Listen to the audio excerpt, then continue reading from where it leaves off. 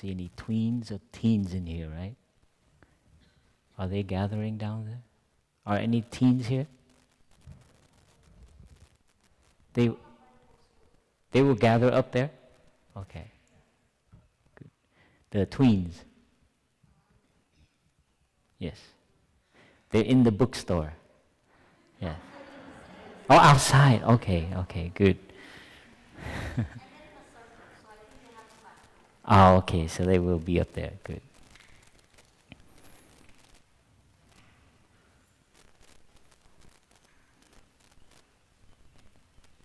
You never thought you would come to a monastery and have us push you to go to the bookshop so much, huh?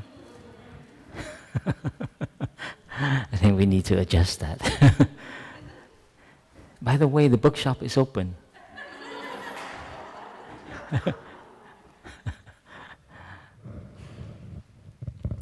Our sister worked so hard to prepare.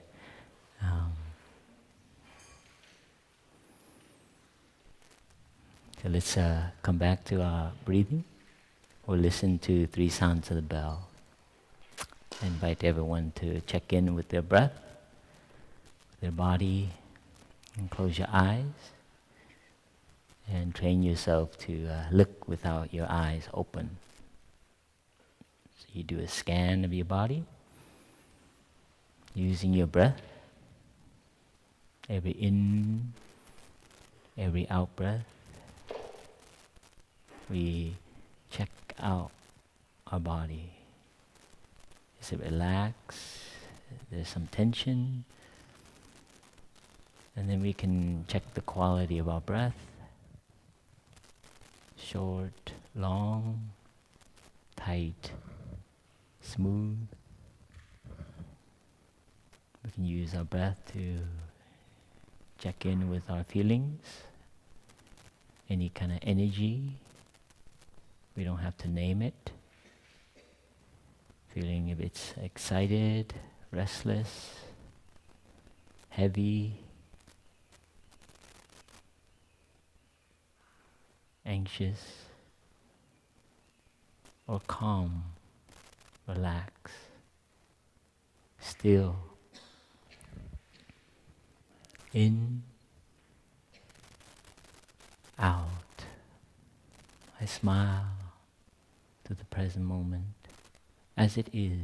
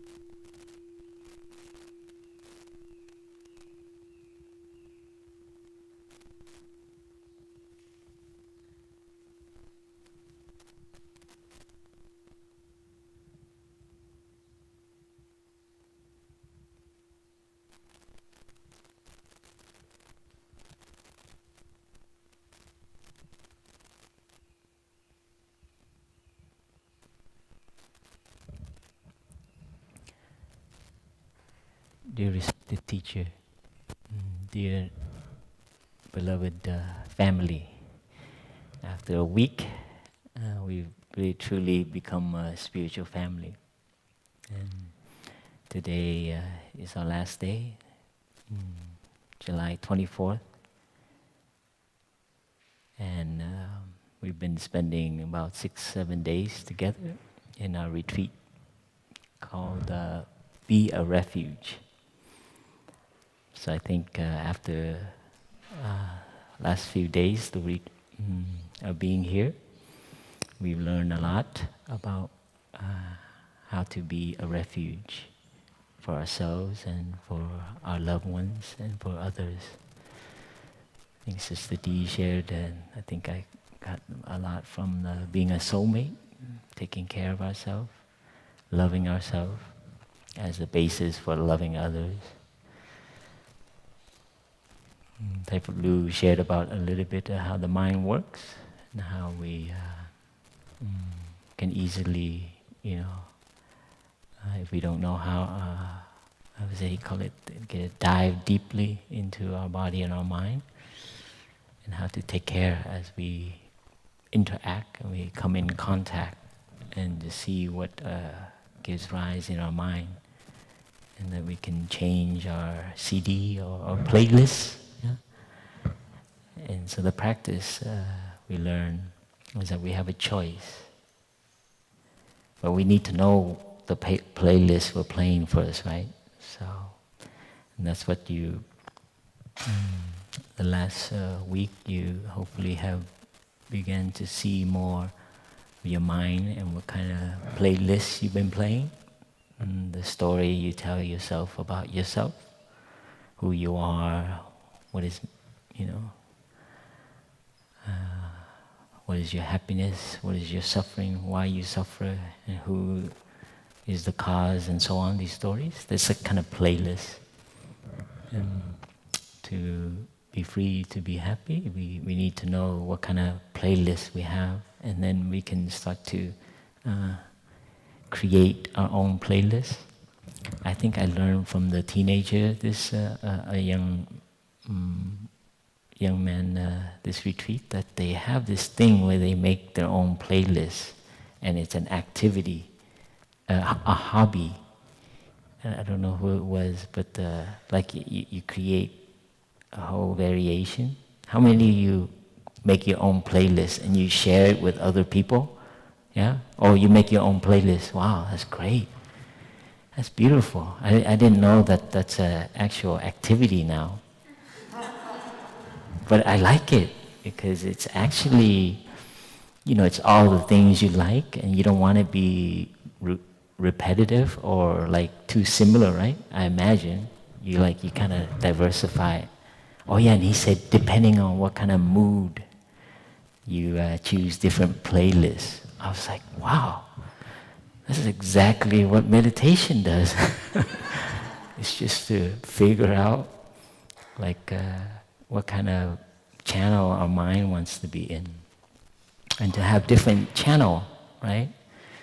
When you're with yourself, when you're in a retreat, when you're going home. When you go home, you're going to have a different playlist, I'm pretty sure, than you've had while you're here for a week. In the morning, as I walk down, I see a few people, I don't know who, but they walk slowly, and others are passing by. And I can sense that person is really enjoying the mountain, very free. And that's a kind of playlist that when you come to a retreat, you discover that, wow, it's nice to walk slowly in the morning and enjoy the freshness of the mountain.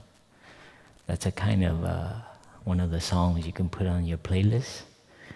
I guess you could say routine or habit or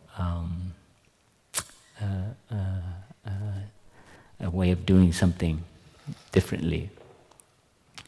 So we had Sister Kim Lim also shared very beautifully about the different aspects of happiness. Peace, courage, compassion, and clarity. And these are elements that we gauge ourselves as a practitioner. You know, it's not like, oh, are you famous, are you powerful, what's your salary, and how many employees do you have under you, and so on. Like, what is it? How do people do it outside? Like, you own your house yet? Or you still have mortgage? I remember, or do you have a retirement plan? Do you have a secure retirement plan, just in case? So these are like things that make us feel like, okay, everything is going well. But in spiritual practice, it's more like, you know, are you compassionate? Is your mind clear? Are you free? Are you light-hearted? So we gauge each other very differently in the monastery and what makes a human being. So today I've been tasked to share about a little bit about our practice and how it can help us free ourselves.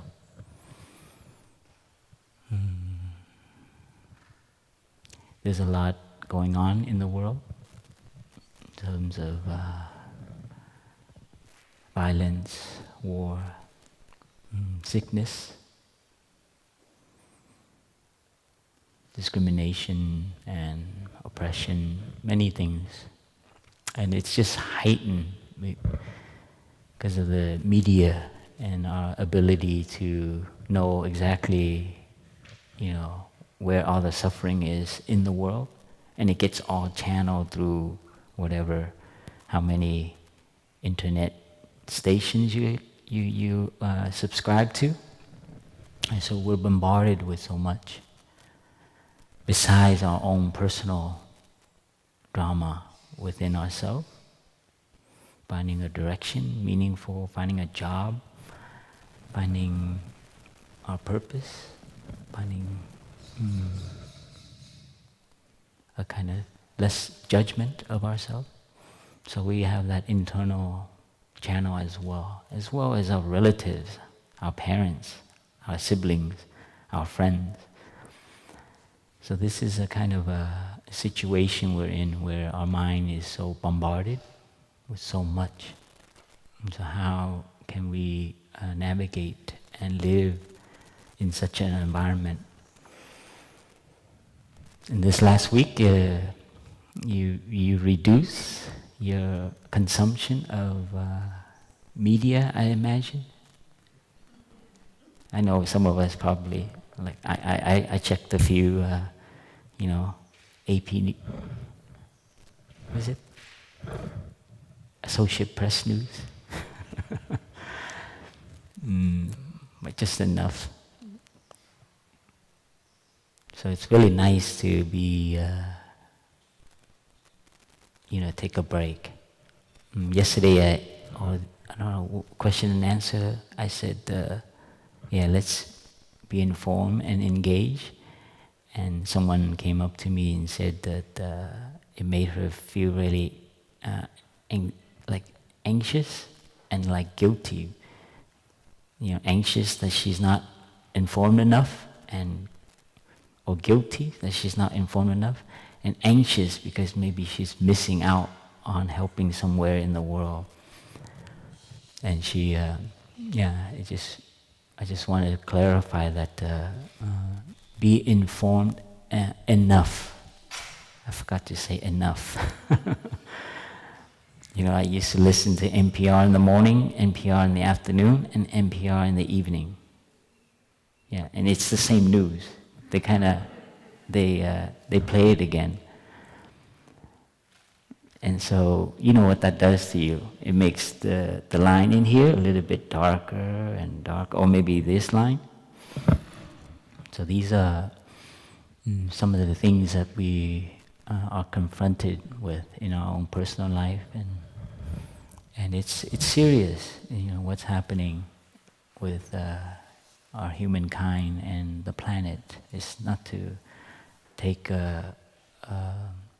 hide or not look at it, but we want to be, we want to approach it with a kind of solidity, so we can sustain ourselves in our family, in our society, in our community, in the work that we need to do. So today is the topic my brother and sister came up with was freedom is the way out. It sounds very, very like it could be a ice cream or something, or a flavor of a drink. You know, they promise so many things now in a drink. I read some of the labeling. Oh man, it's so. How do you say? It's like you can save the world by drinking this. You know. Yeah, it's. They know our weakness so well. Oh God, I read it and I was like, oh man, we should get more of this for the monks and nuns. Yeah, it promises everything, you know. And besides that, it's fair and it's, you know, what is it? It doesn't produce a lot of waste. So the freedom is the way out. It's a hard topic, but it is the ultimate aim of the Buddhist practice. And what the Buddha had found, because he was also very concerned about society, concerned about the direction for his child, his family, and he didn't know. He hit a dead end because the direction that his father, his family, and all his relatives had for him didn't fit. So and at that time there was a lot of exploration and different paths of being in the world. And so he committed himself to find the path for his son, for his family, for his father, for his kingdom, for his people. And that's what the Buddha set off to do. So it was quite, how do you say, like a revolutionary. You know, people have an inspiration to help their people. Nowadays, young people join the army, they join the Marine because of certain calling, right? And so it depends. The Buddha wanted to find freedom, a way out to the violence that he was witnessing, the exploitation of the caste, the untouchable. He saw that his life, his lifestyle, his father's lifestyle contributed to the suffering of minorities or people in the area. He lived a very privileged life. And so you see the root of Buddhism is quite really relevant to our times. And they were also very bombarded with a lot of new ways of being. People were becoming now more, commerce was developing. So there was ways to get people to work for you and you get rich. You know, the Buddha had that too. And then there was a military coming, the kind of hired military was starting to happen because rich people, they have a lot, they need protection. So there were a lot of that, I imagine, was happening. And there were wars because of that, of material.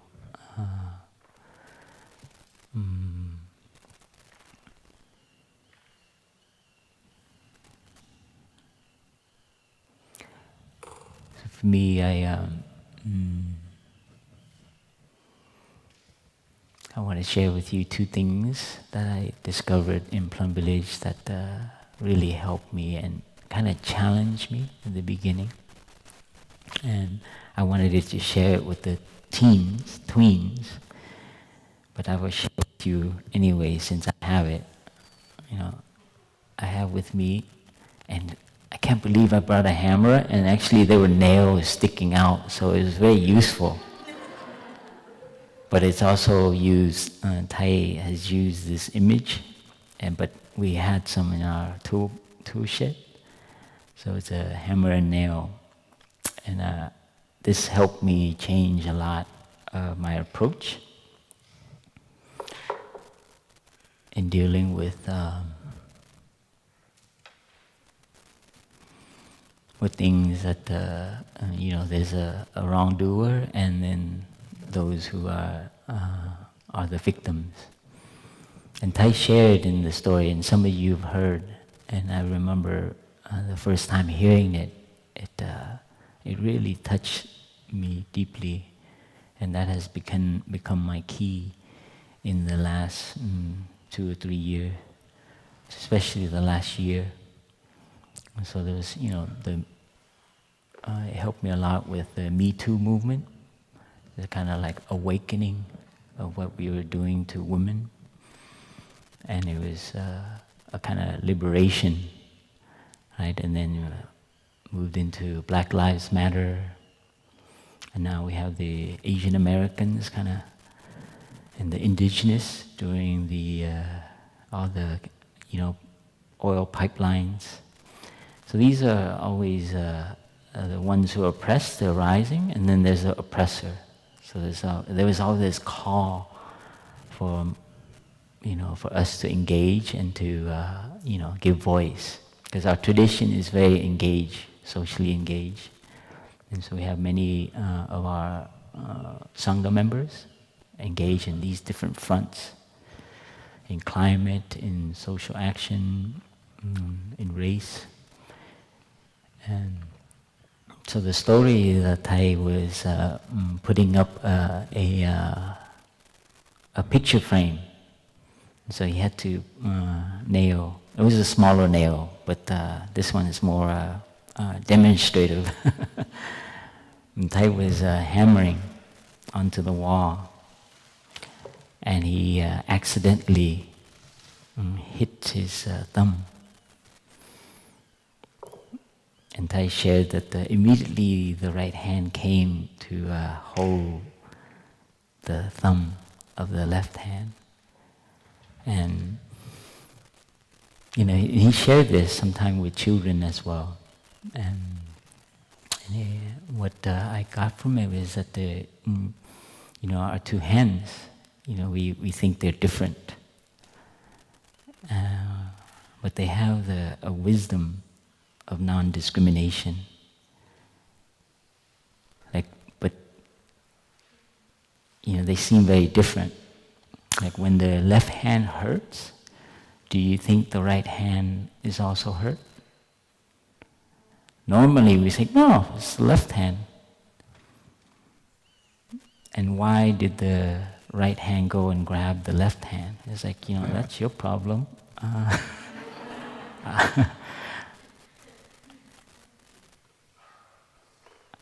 And so the left hand got hurt. So does the hand feel like, you hurt me. I'm going to have to, can you give me the hammer? Does the left hand want the hammer and hit back? Thầy shared it more elegantly, like a story. But I just want to share with you what touched me is that it's so easy for us to see, the left and right hand as two separate things, two separate entities. And we forget that actually when one side, the left, is hurt, immediately the other comes and takes care of it. That's a very beautiful way of reminding ourselves during these times that for the human family, because we so easily caught that we're one particular group, we're Asian American, we're yellow, we're brown, we're black, we're white, or we're Americans. So it's very, very sensitive right now. Sister Dangim mentioned I forget who it was, but it's the automatic nervous system. And that's very linked to our animal mind, they call it the reptilian mind, is it correct? It's our first mind to survive. I forget which brother or sister shared it, but it's also innate in us to actually to protect ourselves and to survive.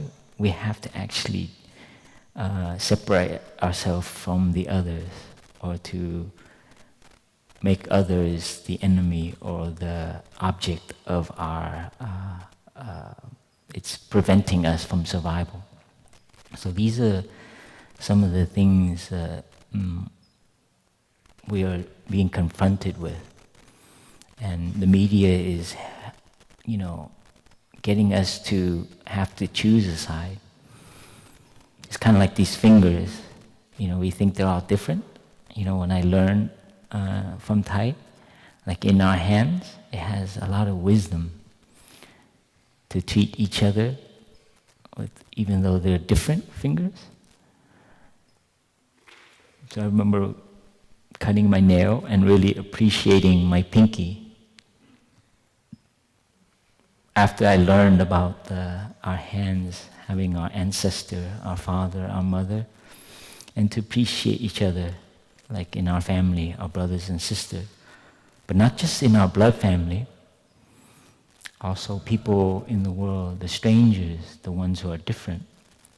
So this is something we need, I practice in the monastery, because I was away from my family, and so I had to, and then when my family visit, I give them extra attention, I make sure they're, everything, and but then when other people come,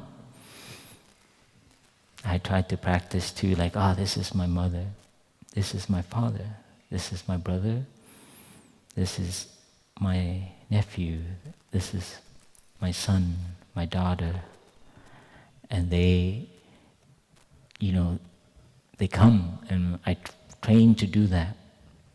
So this wisdom of non-discrimination is a training for us to see someone on the street, to see someone in the elevator, and we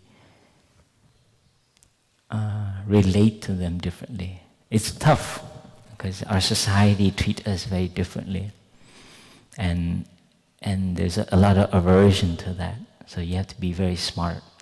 Recently, in the last year, I had to take my dad a lot to the hospital, and he was in the wheelchair, so I used the elevator a lot. And the more and more I took them there, I can see that I had to resist not looking at people and acknowledging them, because once I did it, and then someone looked at me kind of, and was kind of cold, because it's pandemic, you shouldn't be like, maybe that's more like it. But then the next time I was, it was a huge elevator, and I remember he asked to come in, but I almost resisted.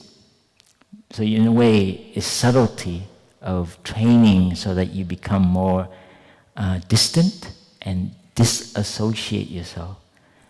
And I noticed this because I had to take my father many times into the social environment, and I was witnessing what was, some of the roots of why people develop kind of loneliness, depression, and it was making me kind of like, I have to watch out now. I can, annoy people or upset people because I have to reach out to them. So anyway, this is some subtle ways where we begin to see, I'm the index finger, stay away from me, or, Pinky, you're so useless, I've never seen you done anything.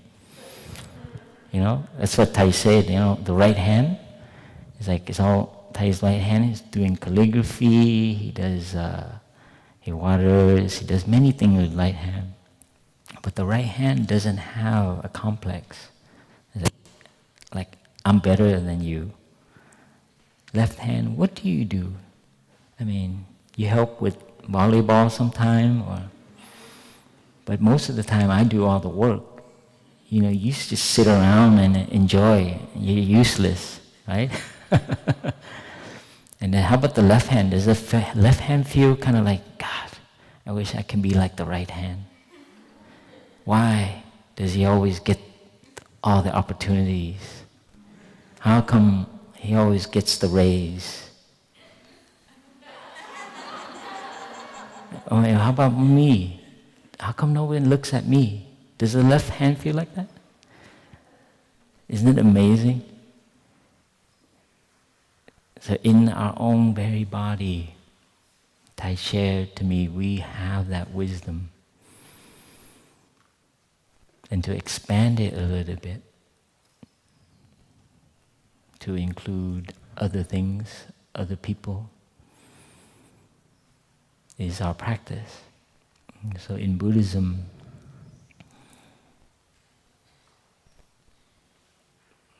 there's a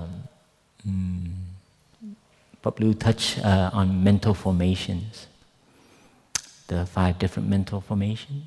There's a kind of, it's like a list, like the Buddhists sat down and instead of looking at atoms and electrons and things,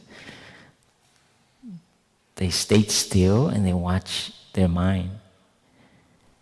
And they began to identify little particles. So mental formations are like mental particles. So the things that we have are qualities, like mindfulness, concentration, kindness, hate, anger, resentment, shame. These things are very well looked at, research in psychology now. But the Buddhists have been exploring the psychology since, long time ago, thousands of years ago. And there's one that I'd like to share with you.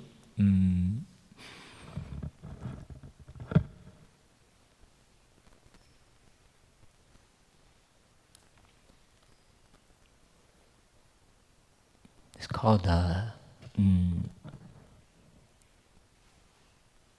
kind of calmness, or they call it tranquility.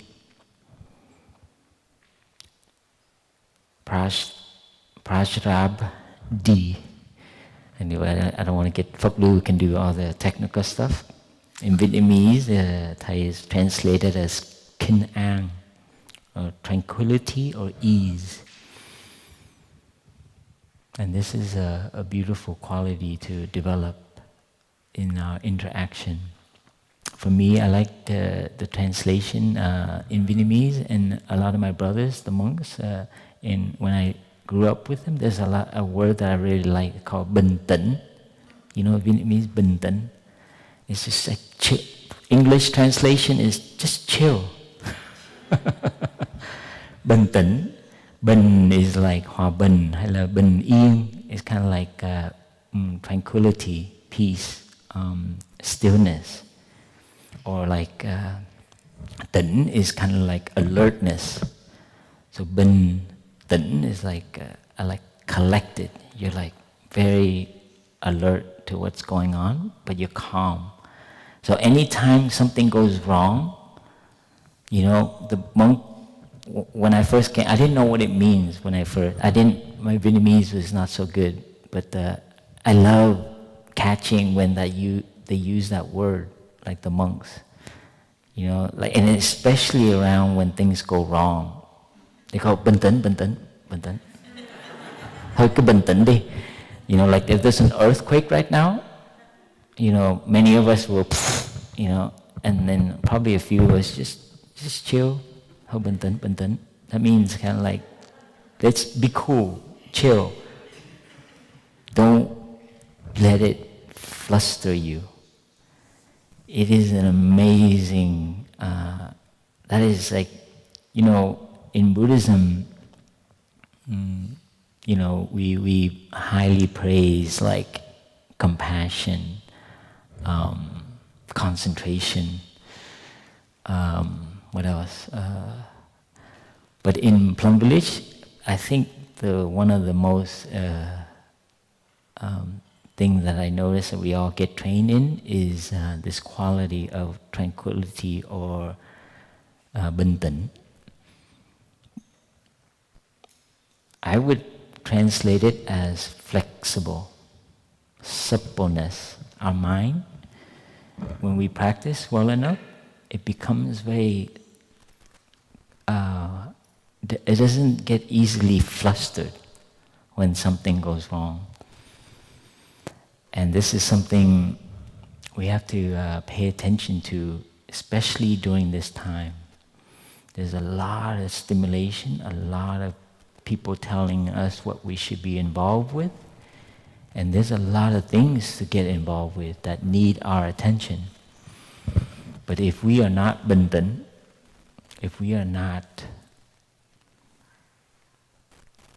tranquil, if we are not flexible, doesn't mean like but it means you have that openness, so that you can actually not be so reactive. That is the quality that I get trained the most in Plum Village, in Deer Park. You know why? Because the monks and nuns are so disorganized. And because everything is a practice, and everything is a present moment, things are never on time, never where it should be, and who decided this? So it's like, who communicated it, and how come nobody recorded it? It's like the worst crucible for like training, but it is the best in terms of, because in society, before I came into the monastery, we're trained to be on top of it, clear, I forget some of them, like, it's all the good qualities of a good worker, right? But I'm sorry, I forget some of them that I aspire to. Maybe you have to remind me. The things that we, like, always being right and giving good ideas. Anyways, I share with you that, in the monastery, we get to learn to be much more flexible. The highest quality in Buddhism that I admire is our tolerance. Some of my brothers call it resilience. But tolerance doesn't mean you tolerate it, but it means that you have the ability not to be so reactive right away, but to have that clear mind and then choosing. So that's the freedom. Freedom here is like you don't ignore and you don't care. You kind of like just want to be protective, privilege. What is it they say? The millennials are more. This is a different kind of freedom. Freedom here has a lot of clarity and engagement, but with freedom, you choose to be engaged for the right reason, with the right attitude and energy, with this kind of calmness, so that you don't contribute to the fluster. And this is what Thầy is bringing to the picture of engagement. Thầy tells the story of him participating in a peace march. And he walked, if you ever seen Thầy walk, he walks like a lion, an elephant, like with a tank inside. Someone described Thầy as like an elephant with a piece of heavy iron inside. That's someone in the spiritual community I read somewhere. I'm probably misquoting him. But the point is that Thầy moves like this, and the whole peace walk is like, and people would turn around and watch, who's this short, brown, bald guy walking, and there's like a whole group behind Thầy. Can you imagine the energy? And slowly, some adjusted. And this is the conviction of Thầy, that to have a peace march for peace. I mean, if you don't have peace, you're like rushing with all these banners for this cause and that cause. You know, it just doesn't fit. At least the way our teacher has revealed to us. And this is coming from a person who went through 2 wars in Vietnam, with the French and with the Americans, with the US. So you can see the origins of some of the practice.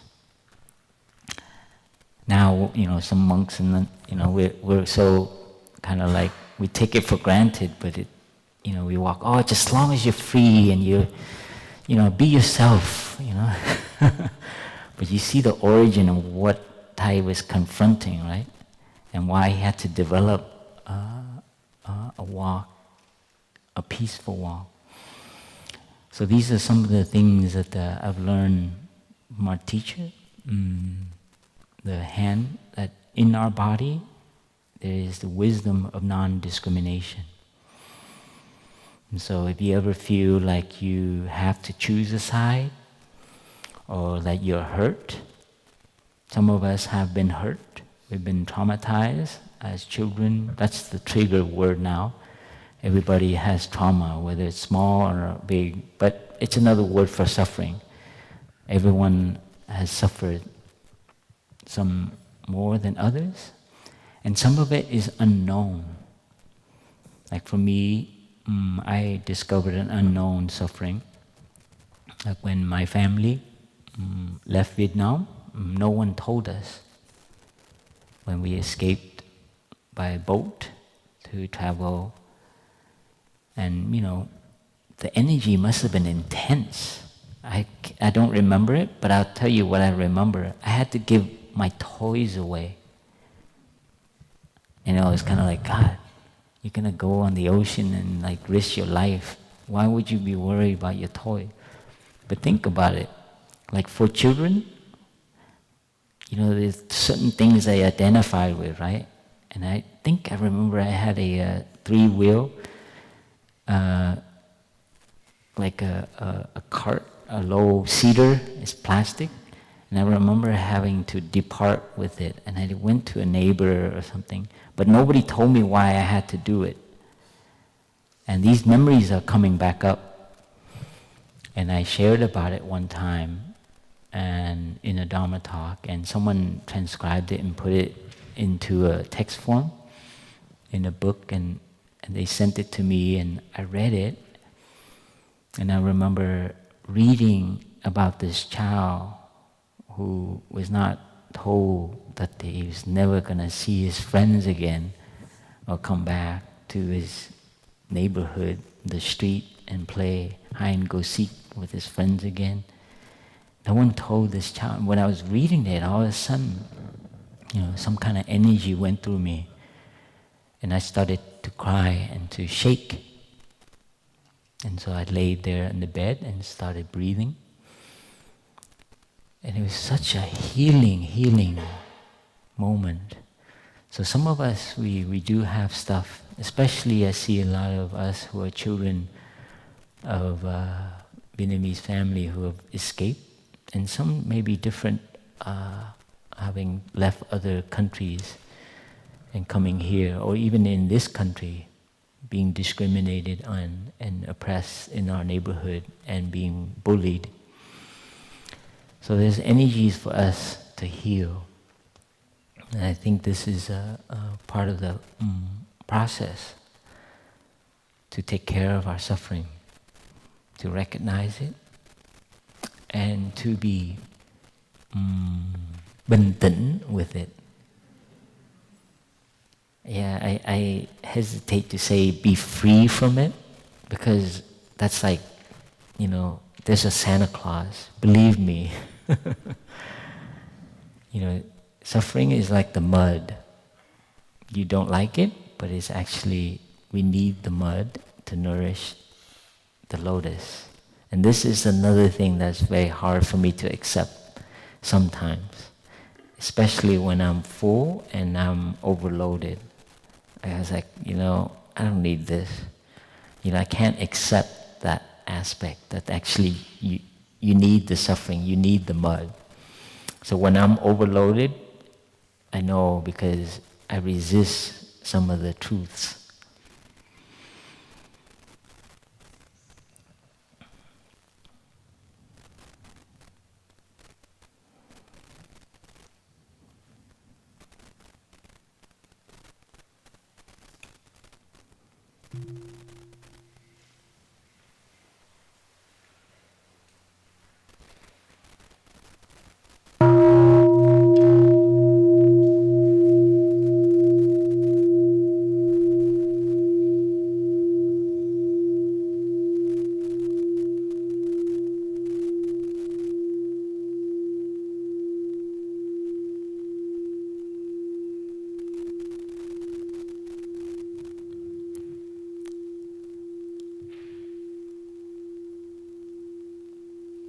There's a few traps in the practice, in meditation, or just in life in general. One is like, everyone wants to be happy.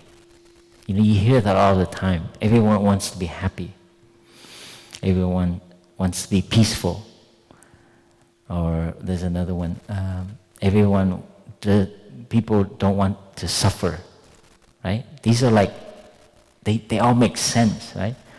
But they're actually, I discovered they're like traps. Because when you believe in a phrase like that, everyone wants to be happy, it creates a kind of tension.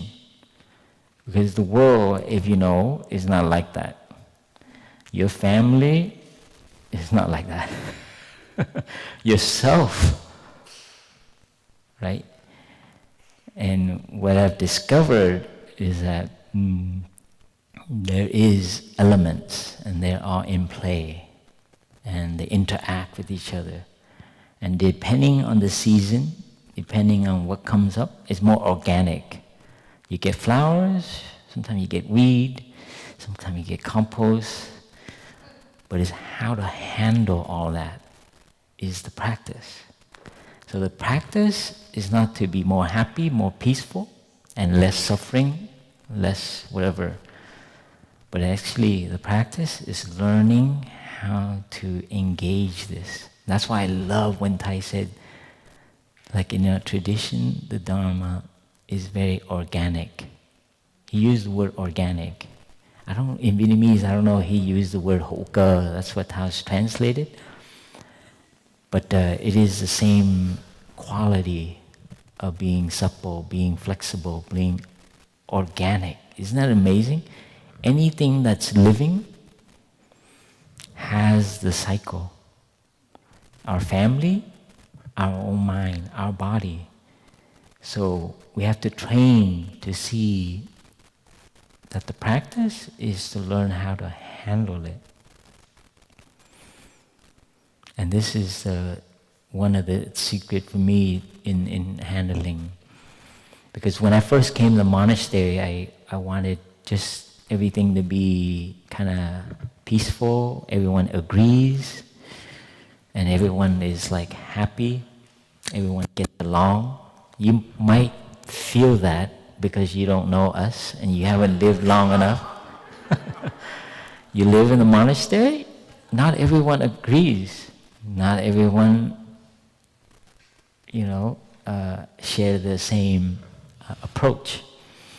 And sometimes when a brother or a sister is, not at their best, it can be quite discouraging.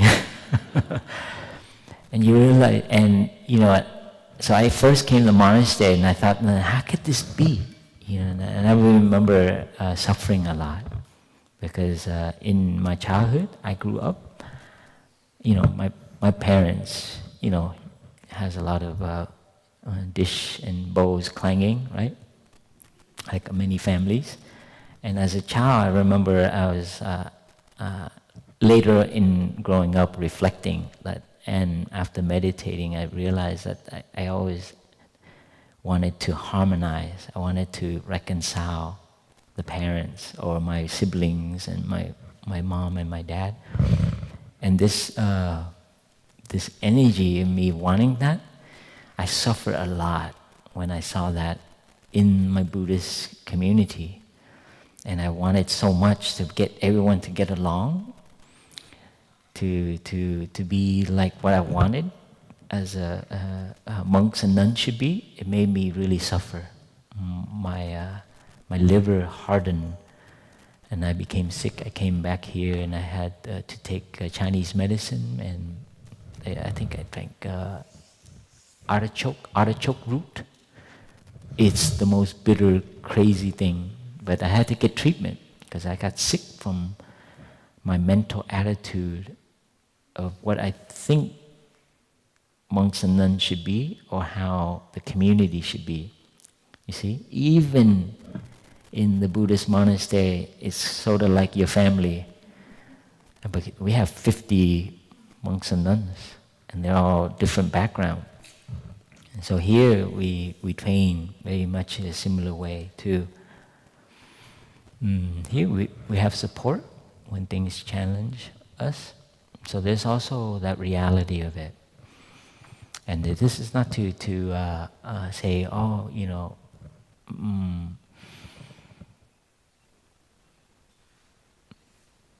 share with you my how I matured as a practitioner to become more realistic and learning how to navigate. And that those traps of like, everyone wants to be happy. The practice should always work. These things are traps that we create. And I want to share with you a second thing that I learned from Plum Village, and I've always wanted to do it, and I want to do it for the first time this morning. And it's something I learned when I first came to Plum Village in France. And it's very, how do you say, I have not seen it anywhere else. And it's a meditation. So some of you actually will not be able to see it because you're sitting down. Can you see that table? Sort of, huh? I have a cup. I have a cup of some water.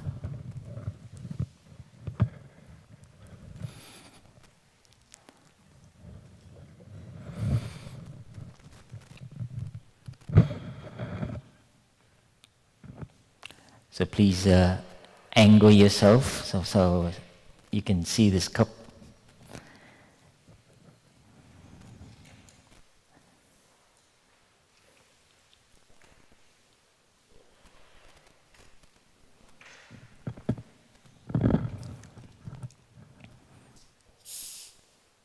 And I have some water.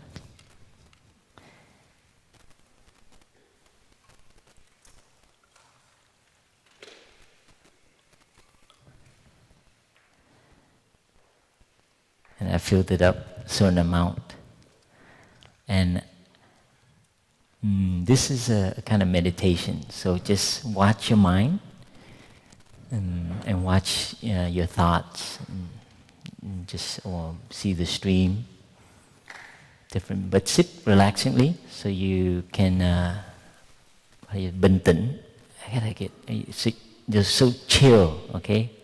Don't get tense. Just chill. And you just reflect on the cup of water. Some of us probably think it's half full, half empty, and all that philosophical stuff, right? Oh, that's a neat cup. Where does it come from?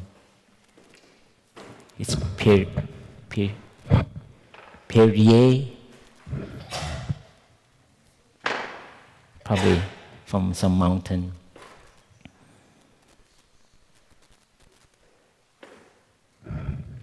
And we have some teens join us. Welcome.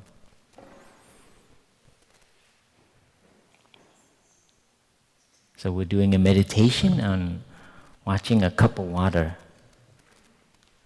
sitting there on the table. Just an ordinary cup. And my years of being in the monastery, it's the first time when I first came, I'll tell you the story after. Maybe we meditate. So we see there's a cup of water,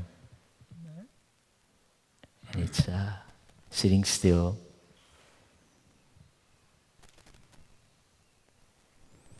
And we come in touch with our still mind, our chill mind. Might want to drink it.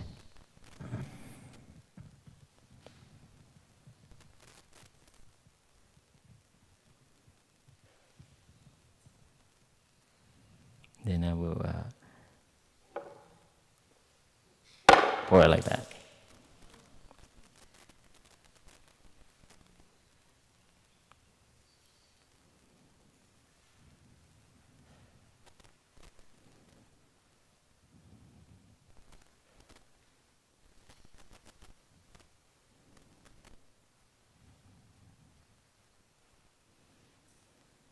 You're following your breathing.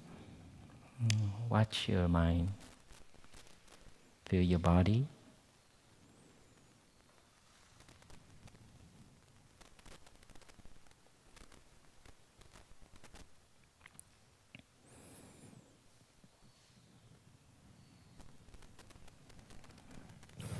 I apologize if you're the meditation hall team. Probably caused you some trauma. How many of us want to come up and wipe it?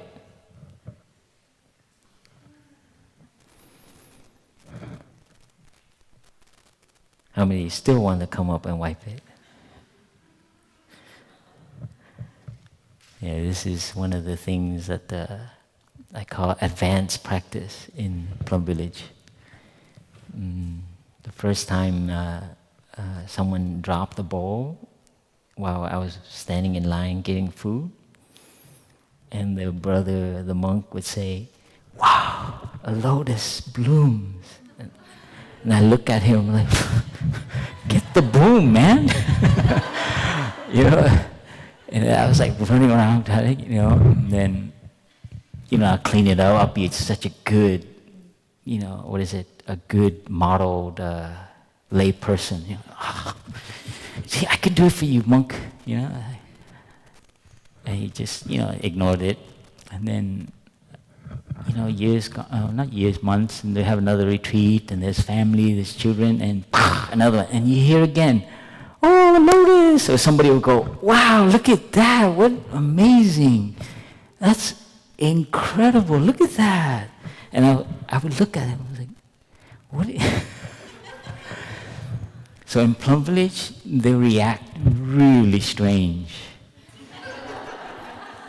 It's not the most, how do you call it? Most, it's abnormal, I would say. It's a little bit sadistic, a little more. So I'm sorry if any of you are feeling because I felt that. I was like, or I'm in a room with a brother and we're drinking tea, and someone spills some water, and and I can feel this energy in me, and like all the monks are like, they're very calmly. Do you see the origin of the word "benten"? Yeah, usually that would happen, and if I'm like going like this, a brother would tell me, it's like, "Thôi, bình tĩnh, Pháp Dung, bình tĩnh." I was like, "Dude, this is not a good time to bình tĩnh." And this was so key in my development. And we need to really train this right now. Because there's a lot of things going not the right way.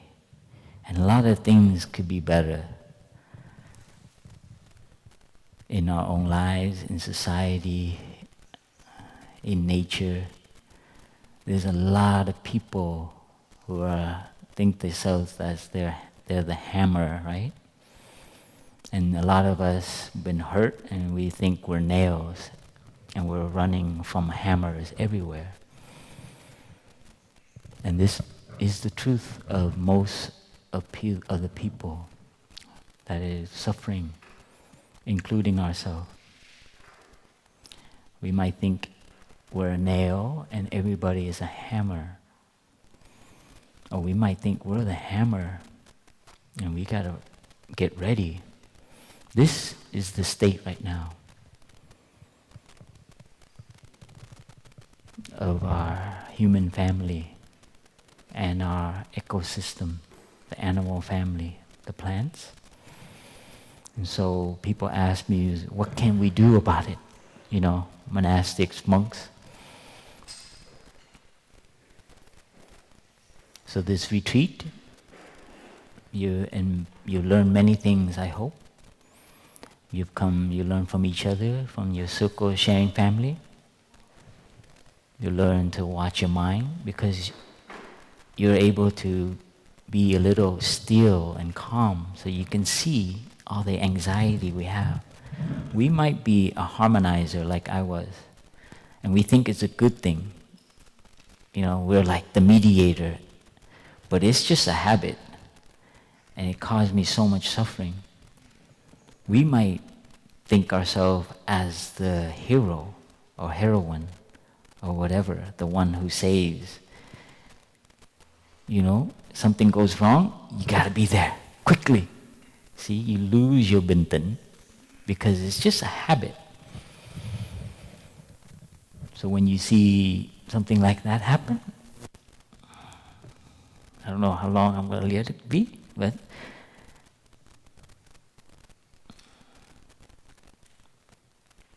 so this is one of the hardest training that I had to train in. And it wasn't like sitting in a meditation hall for an hour, 2 hours. It was more like waiting in line and like dealing with like, okay, it's gonna be all right. I don't have to be always the one to go get the broom and the dustpan. Oh, and you see someone else does it too. Wow, and the way they're doing it, look at that.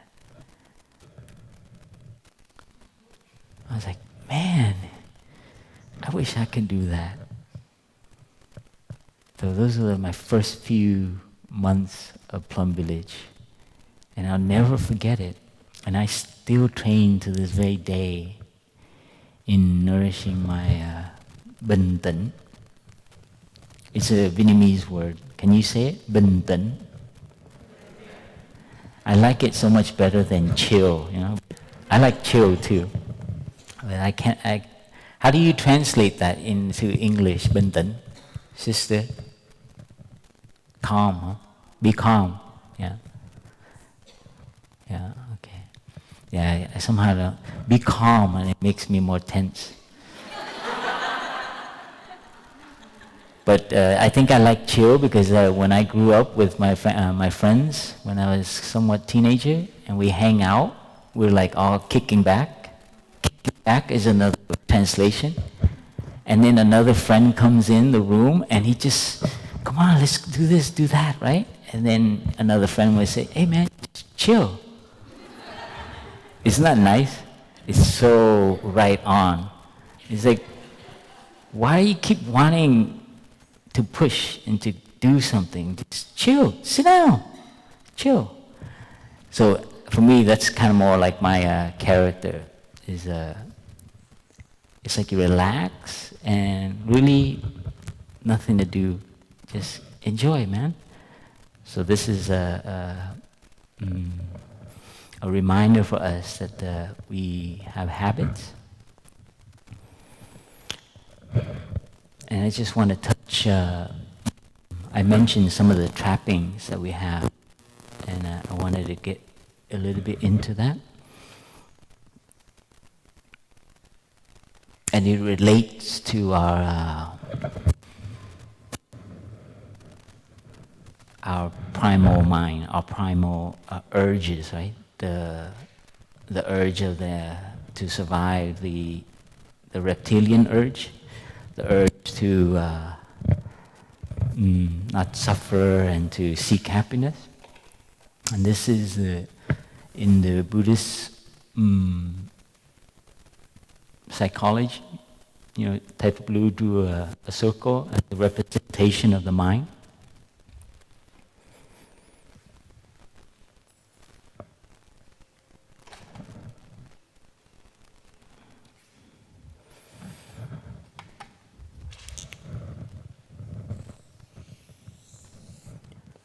Just quickly, this is our conscious mind, and this is kind of like unconscious or not the store consciousness. So things you underneath, like right now, you're not angry, but there's a seed of anger in you here, but you're not angry, right? But I say something about your hair, or I say something that doesn't, feel right with you, then your anger will rise. So this is the part that is dormant until it's touched by your senses, right? I won't, go into detail. It's like, so this is our awareness, this realm, the mind consciousness. So there's a part in us that like grabs these, we call that the manas. It's that energy for us that is like wanting to be protective of itself. It's the wanting to have safety, to protect ourselves. And so it creates an idea about ourselves, our identity, right? So we call that the manas, mind.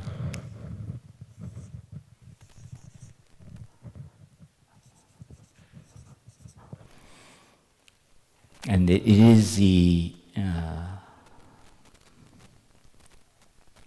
part of our mind that thinks of itself first, that creates an identity for itself, and it tries to protect that identity. So this is very interesting. I won't go into detail. You can read more about it. It's from the book that Thầy wrote specifically on this topic, understanding our mind. But what I want to get to is this part has a very interesting characteristic. This ego mind, I guess you would call it, but it has a lot of association with Western psychology. But there's the part of us that that makes us suffer because it separates ourselves from the pinky, the thumb, the tall one, the fat one, the short one, right? This is responsible for it. It is the one that discriminates, that I'm different than you, and you are the cause of our suffering. And this is like, man, it helps me so much. That's why I want to share with you that part of its nature, it has like 4 or 5 natures. And one of them is it seeks pleasure.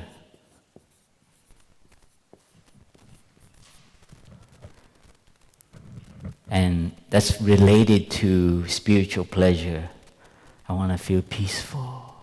I want to be happy. I want, it includes that too, besides the gross one, which is like, sweets, cakes, what else? likes, playlists, anything that kind of makes you feel, oh, wow, that's like, you build your manas. I don't want to use ego, but you build that with this. When you create your identity and people acknowledge it, you feel, oh, yeah. Or lately it's like, what is it? He, she pronouns, right? There's a trap because you start to say, okay, I'm a he and him. It's like, oh, it's great. They recognize me. They know, and it's inclusive. And then you meet someone who doesn't, then you're like, ah. Oh. So anything that gives you kind of acknowledgement, satisfaction, many forms of pleasure. The craziest ones are the mental ones. So as we create our identity, we have to be very careful because it could be our own prison and be the source of our suffering. A lot of labels, a lot of, recently I had to identify myself as being part of a minority group, and I've never thought about it like that before. When I became a monk, I was determined not to, identify. We're kind of neutral. But now we've become our own class, right? Monks and nuns, the Browns family. So that, that's part of the world, but not to be caught from it, to be free from it, to be bình tĩnh. Someone mispronounced your name, someone didn't call you by whatever you think you should be called. Cup. They didn't know, it was an accident. Thầy didn't mean to hit his left hand. It's just an accident. But, of course, there are systems, there are things organized to discriminate and we have to acknowledge that. And we have to let the hammer know that, maybe we find a feather or something, yeah? Another characteristic is that it likes to avoid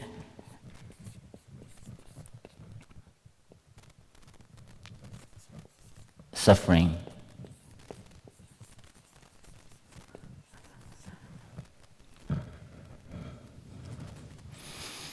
You see what I'm trying to share with you so you don't get trapped? I just want to be happy. I want to be peaceful. The purpose of life is to be happy. Everyone accepts that as true, right? But there's a trap to it. So we have to be very careful. So in our precepts, even in the mindfulness training, the 5 that you took, is to expose ourselves to suffering and not to hide from it. I've met many people who they feel like there's nothing wrong with my life. I don't suffer. But that is a kind of suffering. How many of you know people like that? I'm not going to tell them that they suffer, but there is a kind of, it's a very, anyway, and many of us try to organize our life so we don't have to deal with it. And I think coming to a retreat, some of it has come up, and it's very hard to admit, especially if it's something about yourself that you're judgmental or you have a negative outlook about yourself, an inward kind of violence, and then it expresses itself outside. Some of us, it's hard to admit that we're actually the source of a lot of suffering. And that's what's just very tough about Buddhism, the phrase of peace within yourself, peace in the world. When I'm overloaded and when I'm burnt out, it's hard for me to accept that. The So some of the activities that we involve in are engagement and stim balance. And so the practice here, slowly when we nourish ourselves, we take care of ourselves and we create space. As you've experienced in this last few days, more space, right? Because your rhythm is different, playlist is different. So when things arise in here, it's like, silent meditation or silent meal. You have if you're in a conversation with people, you're not going to have the mindfulness energy to actually go, I see. I'm feeling anxiety right now. I'm waiting in line, and there's a kind of energy wanting to meet people. I feel out of place. Whereas before, you're just constantly interacting with people, but you don't recognize that the suffering is actually internal because you maybe have this kind of wanting to be something else or be like the image you want of yourself. So that's different ways that we avoid suffering. Engaging too much, being involved in too much. Sometimes it's just so you don't allow the chance for anything to arise. And you have to be very careful. And you've seen that in others when they have breakdowns. So this is something, and so our practice is to nourish ourselves, to create space for ourselves. You see, the rhythm here, the last 7 days, is to have more clarity, like our sister shared, right? Present moment. You eat the broccoli, you're just with the broccoli. There's no conversation. I hope. Or at least you recognize some of the conversation. It's like, how come they shouldn't put more of this in there? Oh, she's got more. Oh, she get those tofu, That happens normally. When you're quiet, you begin to recognize. So please be aware of some of these traps that manas will, So this is an invitation for you to look. It is not the truth. It's not, it's just say, check it out. This has helped me a lot. Second is that it ignores the danger of pleasure.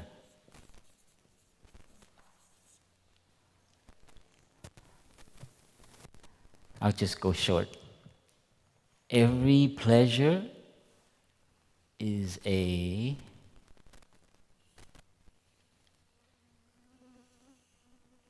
Can you see that?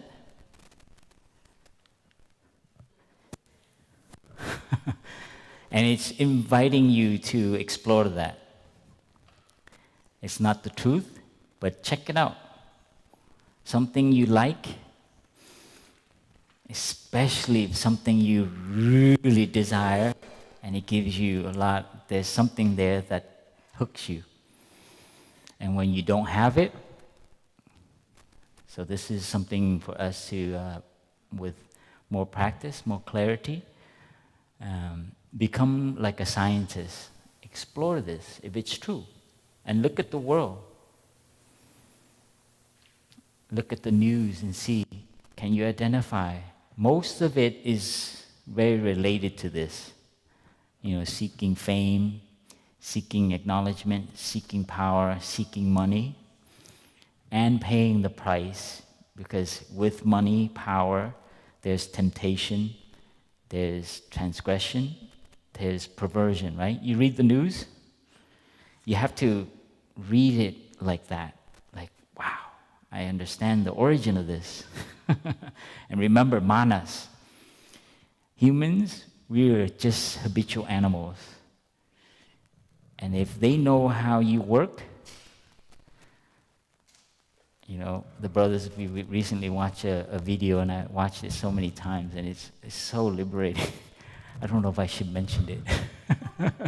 It's like a plug. It's about like the, anyway, subversive.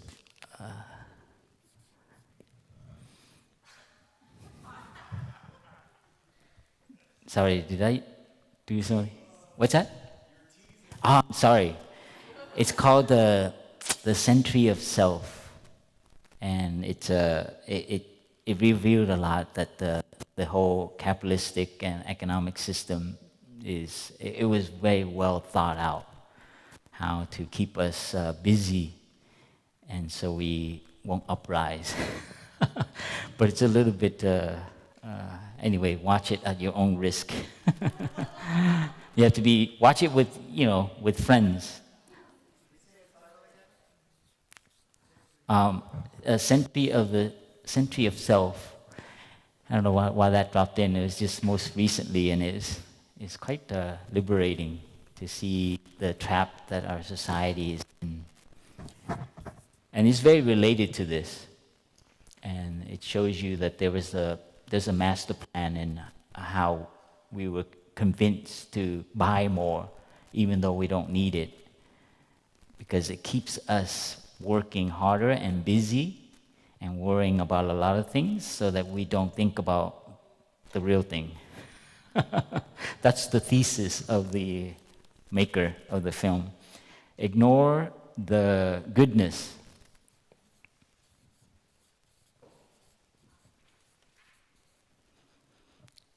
Of suffering.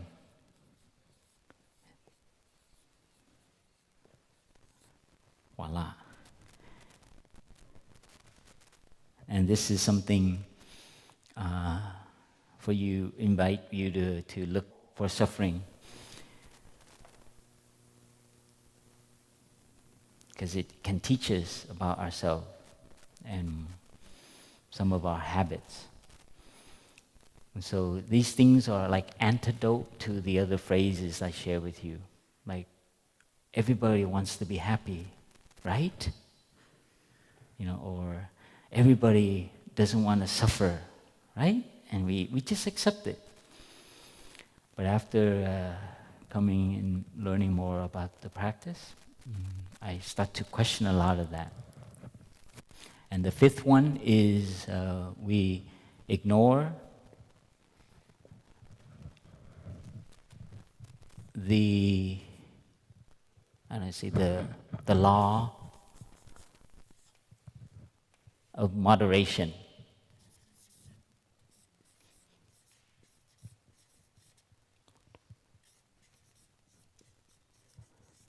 Voila.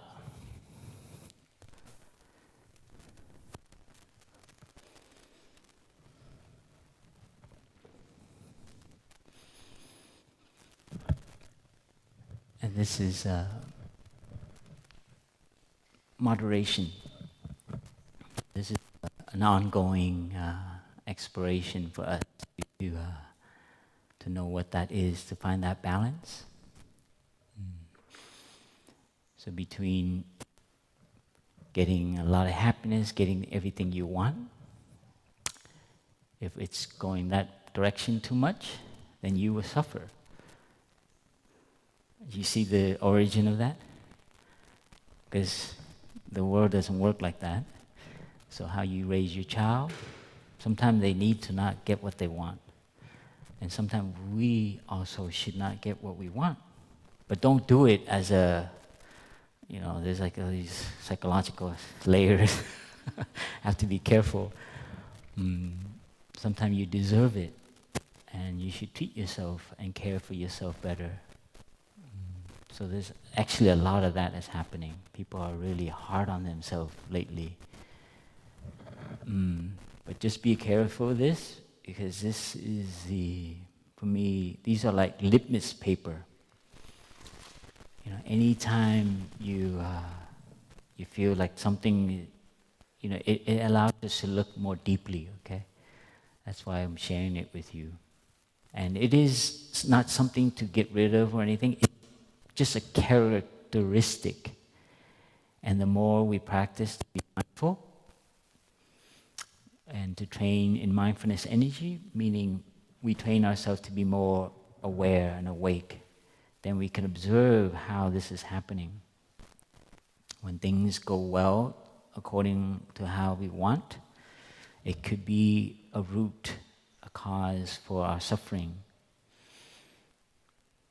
When everything is under our control, you be careful, be ready, so that you can be bình tĩnh. And when things change, you kind of, cool. As a flower. And to treat suffering like that, as something good, like a flower, is so against our manas. When we suffer, we just want to get out of it so quickly. But somehow, living in the monastery, you can't really hide. Well, not for very long. Someone asked, what is the most challenging thing about being in the monastery? It's like there's really nowhere you can hide, because your brothers know you, your sisters know you, and it's so hard to live with people who kind of know you a little bit. Maybe not all, but they know some of your habits. And families are like that, right? So this we practice, we can take care, and I'll leave you with that. The recent teaching of our teacher is that we all need to learn how to suffer, and we will suffer less. This is like gold, diamond of a teaching. I have never heard it anywhere else. No one tells you, you need to know how to suffer. You're not doing a very good job. I was like, what are you talking about? I want to suffer. I don't want to suffer. I was like, no, you just need to know how to suffer. Change that. You see the story? So learn how to be,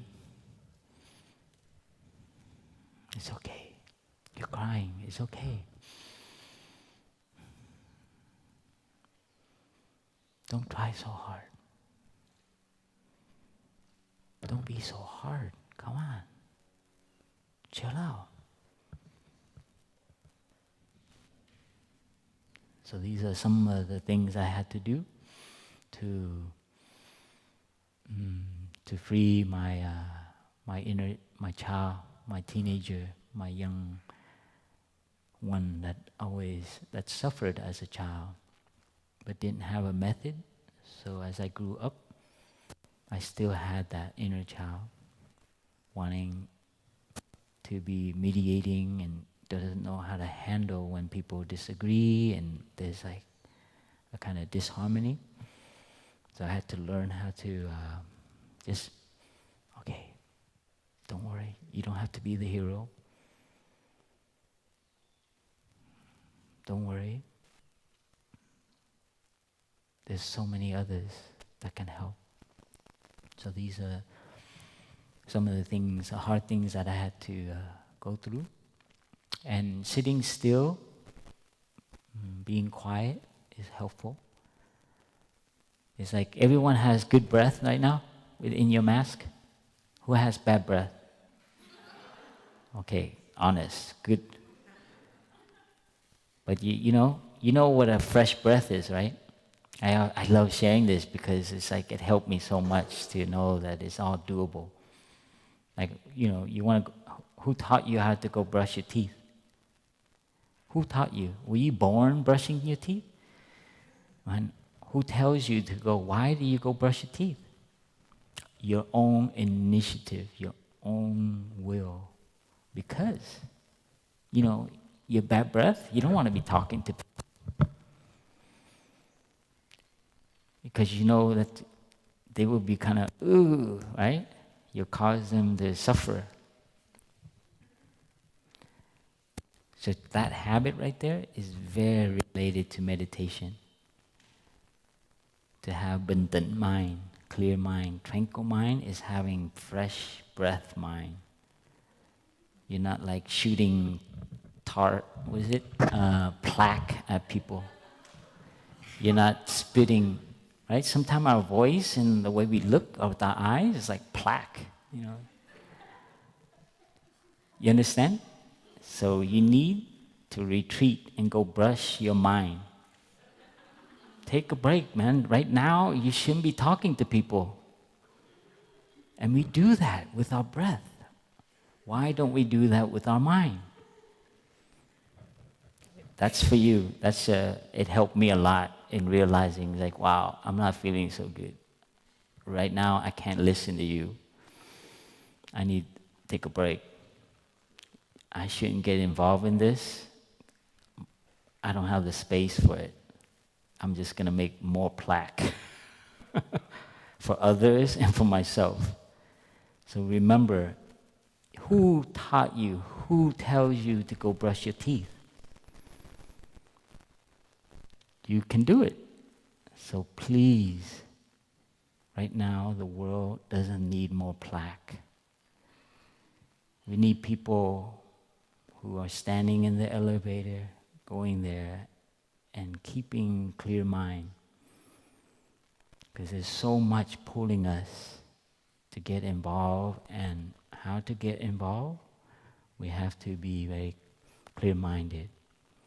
So we can hold the compassion for all of our human family. And this is the situation that we're in, and we will look at our own lives and see what to do and what not to do and how to change.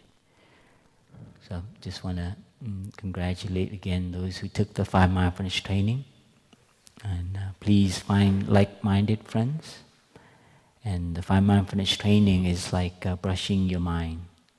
Every time you read it, you will see there's some plaque, and you will take care of it so that it won't hurt other people. So every time you read the 5 mindfulness training, how to live, how to respect life, how to love, how to share, how to not hide in your comfort and your pleasures and ignore that there is other people in this present moment who might need us. So please find a sangha. This is very crucial right now because people are being stimulated to retreat and to protect their tribe, their group, their people they have affinity with, and to see others as other. You are just a pinky. You're useless. What can you contribute to our society? We don't need you here. So these are kind of ways the media is penetrating and creating plaque. So please help us. And when there's too much plaque, please come back to Deer Park. Spend a week here. You're always welcome here. And please know that that is a invitation and offering. Because it's tough right now. I mean, I was in a year with my father, and I had lived in the city, on the freeways, in the waiting rooms. Wow, there's so much anxiety, stress, and anger. So please be a light, be a fresh breath, okay? With your family, with yourself first. Like Sister D said, don't be, putting bad breath back to your own nose. And don't spread it around. Take care. And thank you for being with us. Thank you for listening.